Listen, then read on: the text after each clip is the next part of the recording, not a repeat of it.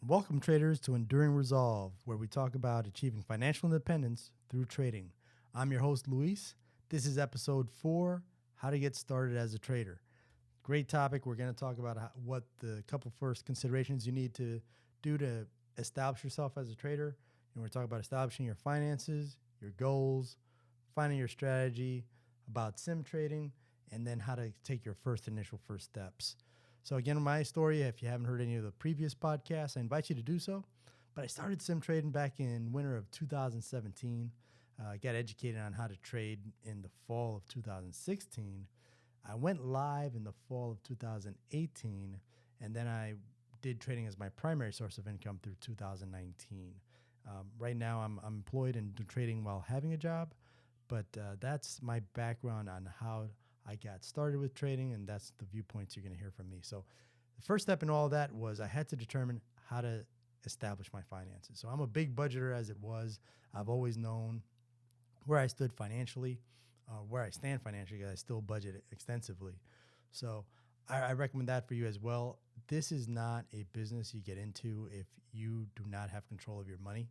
If you are running out of month, then if you're running out of money before you're out of month, then you are not in a position to start trading. I highly recommend that.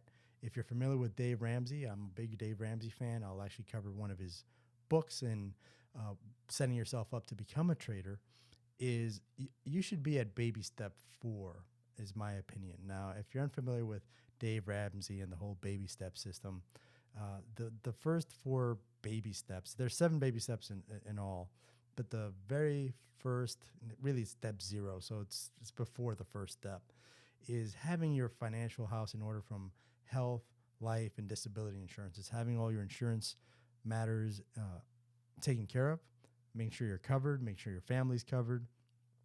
Next is step 1, which is saving $1,000. That I don't consider much of a step, but it is for many people. I'm not knocking it. That's more to condition you just to have money in your account. If hopefully you are not, that is not a concern of yours right now if you're considering to become a trader. But if it is, then please go ahead and adhere to that, because the next step is to get yourself debt free. So you don't want to have any debt that's predominantly consumer debt. I have opinions on that. I'm not completely debt free right now, but I will be by the summer of 2020. I've got more obligations sometimes than I can handle. So I do go into debt from time to time, but I do make it an effort to pay it all off. And I recommend the same for you. You don't want to enter trading and have a financial obligation that you have to meet every month for stuff that you bought months or years ago. So that's just being on good financial footing. Have an emergency fund set up. So that's very important, especially with trading. You don't want to be trading the money you need in case of an emergency. That is not a sound position to be in. So you want to have I hate to put it this way, but you shouldn't feel bad to lose the money. Well, no, that's not correct. You should feel bad if you lose and blow up an account. What you shouldn't feel bad about is now that you won't be able to pay an emergency that comes up. That is not sound practices. So I don't advocate that. Please be sure that you're not trading an account or money that you need in the near future. in the near future. So then after you start trading, make sure that you have funds that you can continue to save, invest, and have a little cash still going aside. Everything shouldn't be going to your trading account. You should have a little bit of cash flow. Again, these are my opinions. It's kind of how I budget. I understand people may be in different phases of life where that may or may not be the case. My advice to you would be wait till you're a little more financially sound and then get yourself involved. And what you can do between that time, as you're getting more financially stable to become a trader, is start getting yourself educated.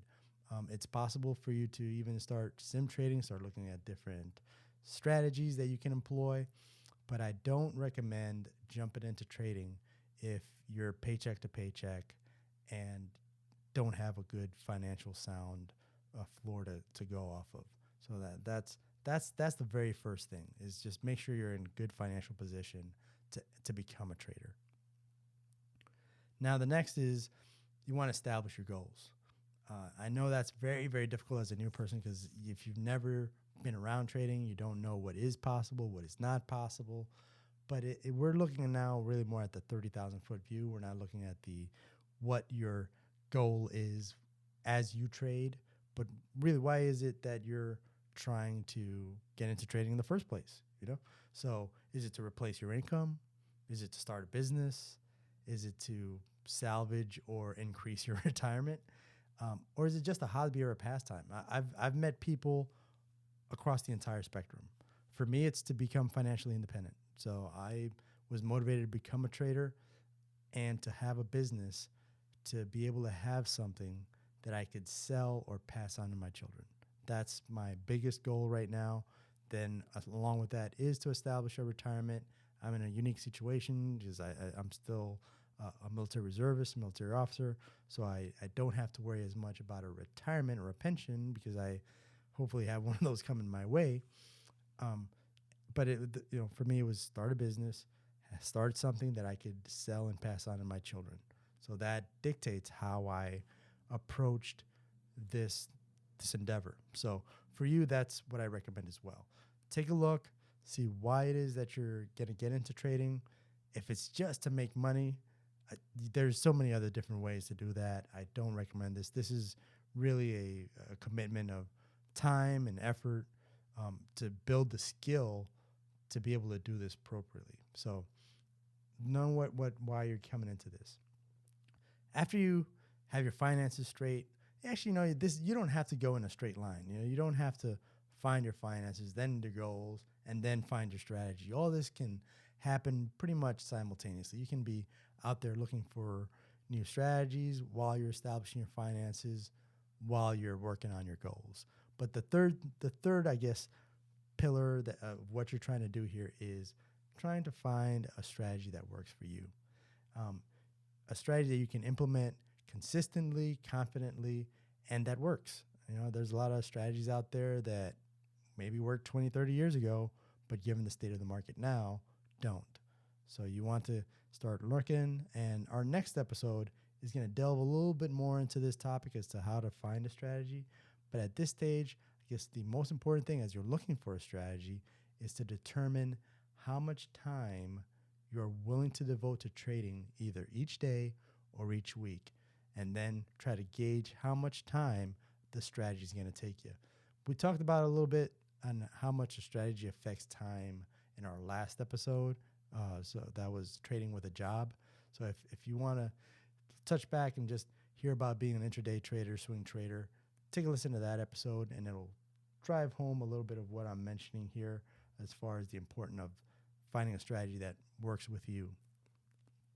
Now, the fourth stage of all this, again, all this can kind of be done simultaneously, is to start sim trading. Now, with sim trading, this is where you have an account where it's funded, not really funded with real cash, but usually the broker will give you, will allow you to set an amount, a fictional amount that's in an account, and you trade that. Some people call it sim trading. Some people call it paper trading. It's the same thing. You're trading fake money. You're placing real orders in for fake money. So it allows you to test your strategy. That has a lot of benefits aside from testing your strategy. It allows you to get accustomed to platforms. So if you are looking at which broker to go with, great way to go about it is to sign up for a paper account with them, do a couple of sim trades, get to see how their platform feels, see if it's for you, see if it's intuitive for you. And with that, you're ready to start making those decisions as to which broker to go with. Now, there's a lot of opinions as to how long to sim trade for and when you're ready to go live. I'll share a few. Some will say that you want to sim trade until you're profitable. that is the most conservative. And there's nothing wrong with it, but it's you. I believe that there should be a timeline when you come off of sim trading. That's why you'll see that some people will say trade for 60 trades and then check to see if profitability. So 60 trades, it's a statistically significant number, and it lets you know, okay, is this a viable strategy? Counter to that, I've heard even people say as low as 30 days to sim trade for 30 days and then go live. Now, why is all that? Now, the important is that you don't want to sim trade forever, because trading is by far mostly emotional and psychological.